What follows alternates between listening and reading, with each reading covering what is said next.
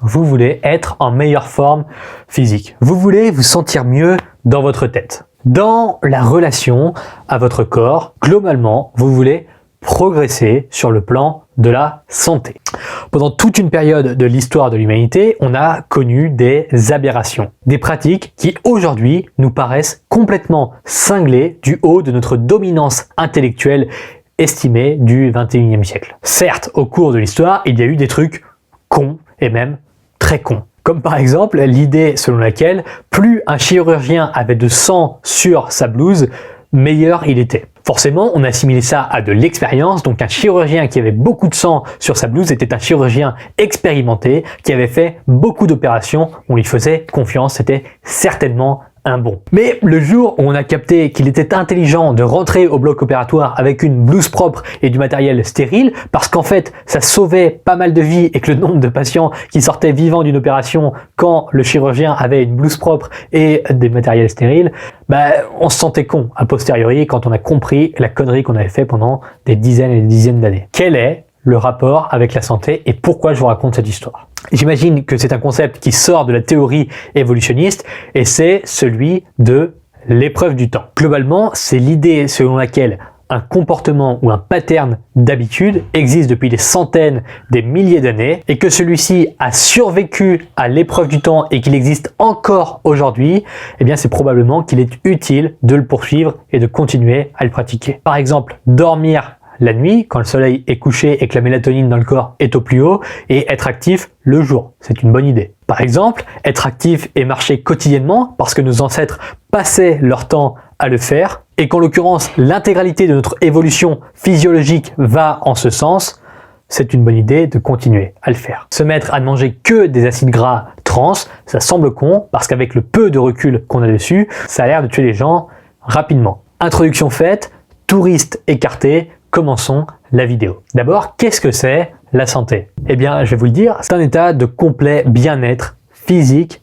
psychologique et social et ne consistant pas uniquement en l'absence de maladie ou d'infirmité. L'aspect santé ne s'arrête alors pas uniquement à la dimension physique de la chose. Question: qui est en meilleure santé? Le type qui a des abdos saillants, qui s'entraîne quotidiennement et qui mange parfaitement sain, mais qui est au cœur d'une dépression sévère et qui doit consommer chaque jour des paquets d'opioïdes et d'anxiolytiques pour tenir. Ou alors le type sédentaire qui est en surpoids et qui a une condition physique déplorable, mais qui est épanoui, bien entouré et en pleine possession de ses moyens psychologiques. Allez, les paris sont lancés. Qui est en meilleure santé? Bon, je vais la faire courte. Pour une santé optimale, nous ne devrions pas avoir à sacrifier un pan entier de ce qui nous compose au profit d'un autre. Sinon, cela crée des déséquilibres aux répercussions parfois désastreuses. On pense notamment aux troubles des comportements alimentaires qui misent tous les jetons sur le physique aux dépens d'une psychosociologie grandement abîmée. Pour cette vidéo, je vais imaginer la santé comme étant un concept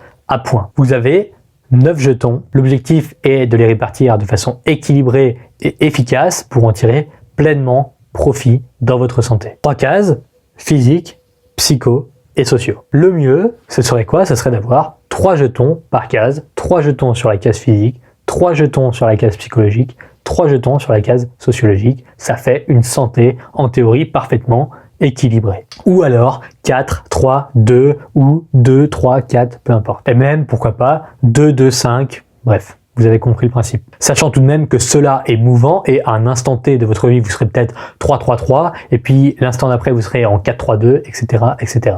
Dans certaines périodes de ma vie, par exemple, je devais être à 6 jetons sur le physique en dépit du reste. Ce qui compte plus que tout, c'est de trouver l'équilibre qui vous correspond et de ne pas mettre tous les jetons sur une seule case. C'est en ce sens que selon moi, l'alimentation santé, c'est tout sauf manger uniquement bio, sans OGM, sans gluten, sans jamais aller au restaurant et sans amis. Parce que l'on supprime le psycho et le socio sans même y faire attention, et je le sais, je suis passé par là. Je ne suis pas là pour jouer au coach de vie ou pour vous expliquer mes thèses psycho-philosophiques sur le sens de la vie. Ce n'est ni le moment, ni l'endroit pour le faire. Ce que je veux vous faire comprendre, c'est qu'il ne faut pas avoir une vision trop réductionniste de la santé. Par conséquent, les habitudes que je vais vous lister sont des recommandations qui se veulent généralistes et qu'il faudra évidemment adapter et personnalisé à vous. Cela dit, vous ne pourrez que tirer profit de celle-ci. Et ne les catégorisez surtout pas comme étant des clichés. Ne vous considérez pas comme étant au-dessus de ces idées basiques mais fondamentales de la santé. Ne croyez surtout pas que vous pouvez vous dispenser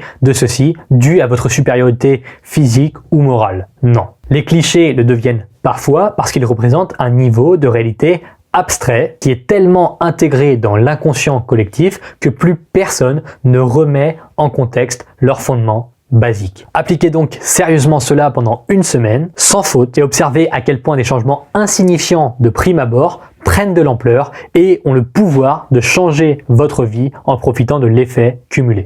Habitude santé numéro 1, buvez au minimum 1,5 litre d'eau par jour. On est dans le cliché, d'accord, n'empêche que si vous ne buvez pas aujourd'hui au moins 1,5 litre d'eau par jour, allez-y, faites-le. Numéro 2, mangez au minimum 1,3 fois votre poids du corps en protéines. Qu'est-ce que ça veut dire? Si je fais 70 kg, que je multiplie par 1,3, ça fait 91, je dois donc manger 91 grammes de protéines par jour. Et croyez-moi, la majorité des gens n'y sont vraiment pas, alors que ça peut vraiment changer la vie. Numéro 3, dormez entre 7 et 9 heures par nuit. Cliché? Qui a dit cliché? Ouais, cliché, mais c'est fou. C'est fou aussi. C'est dingue comme des choses aussi basiques qu'on vous répète depuis des années sont incroyables et sont au fondement de la santé. Numéro 4, marchez au moins 6000 pas par jour. Ça fait grossièrement entre 45 minutes et 1h15 de marche quotidienne au minimum. Faites-le, ça ne demande quasiment aucun effort supplémentaire. Marchez. Numéro 5, en plus de la marche quotidienne, exposez-vous au moins 20 minutes au soleil tous les jours. Et prenez de la vitamine D3 en hiver parce que 93% des Français sont en carence de vitamine D. Et c'est con. Et c'est relativement dommage quand on sait tous les bénéfices affiliés à la vitamine D. Numéro 10, mangez au minimum votre poids du corps divisé par 100 en fruits et légumes. À nouveau, si je fais 70 kg, eh bien je vais manger 70 divisé par 100, 700 grammes de légumes et de fruits tous les jours. C'est assez facile à mettre en place aussi et pourtant ça change beaucoup de choses. Numéro 7, prenez 5 minutes par jour, même 3 minutes par jour, dans un petit carnet, écrivez 3 phrases de gratitude.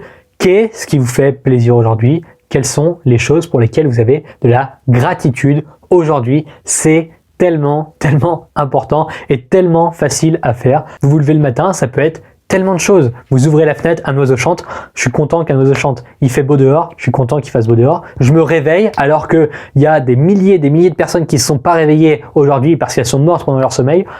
Quelle chance d'être en vie. Gratitude. 3 phrases tous les jours, extrêmement simple. Et ça peut vraiment vous aider. Règle 3 ou 2, boire 1,5 litre d'eau par jour. Numéro 8, faites quelque chose qui améliore votre quotidien. Pareil, tous les jours, qui améliore votre vie tous les jours. Peu importe ce que c'est, faites quelque chose que vous considérez comme améliorant votre vie. Ça peut être lire pendant une demi-heure, peu importe. Faites quelque chose qui améliore votre vie tous les jours. Vous verrez le sentiment de plénitude que vous aurez le soir. Même si vous avez passé la journée la plus pourrie de votre vie entière, si vous vous forcez à faire une chose, à faire cette chose qui l'améliore, la journée ne sera pas gâchée. Et enfin, habitude numéro 9, faites 3 à 4 séances de musculation par semaine. C'est pour ça que j'ai mis 8 plus 1 dans le titre, parce que celle-ci, elle est bonus. Vous pouvez globalement faire n'importe quel sport, mais la musculation, c'est très connu comme étant le meilleur sport pour vieillir en bonne santé, pour vieillir le mieux possible. Si vous pouvez faire de la musculation, c'est cool. Si vous voulez faire un autre sport, c'est aussi cool.